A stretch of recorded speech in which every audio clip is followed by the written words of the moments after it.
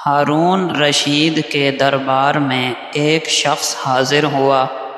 وہاں اس نے ایک تماشا دکھانے کی اجازت چاہی۔ ہارون رشید نے اجازت دے دی۔ اس شخص نے صحن کے درمیان بیچوں بیچ ایک سوئی گاڑ دی اور پھر کچھ فاصلے پر کھڑے ہو کر اس نے ایک سوئی اس زمین میں گڑی ہوئی سوئی کی طرف پھینکی۔ یہ سوئی اس زمین میں گڑی ہوئی سوئی کے ناکے میں داخل ہو گئی۔ لوگ اش اش کر اٹھے۔ ہارون رشید نے حکم دیا کہ اس شخص کو 1 دینار انعام دیا جائے اور ساتھ 10 کوڑے بھی مارے جائیں۔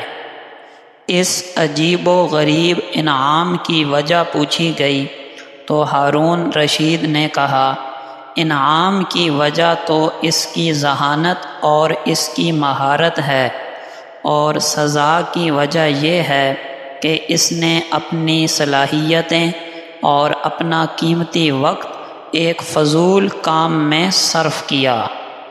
ایک اور خوبصورت حکایت بھی سن لیجئے۔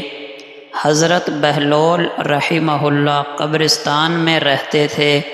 ایک دن حضرت سری سقطی رحمہ اللہ نے ان سے پوچھا کہ آپ شہر کیوں نہیں رہتے؟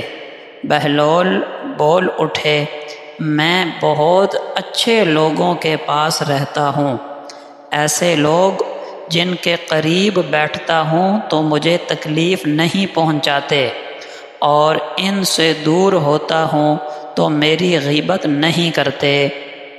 ہمارے لیے پہلی حکایت میں سبق یہ ہے کہ ہم کوئی فضول مہارت حاصل نہ کریں اور فضول کام میں وقت ضائع نہ کریں۔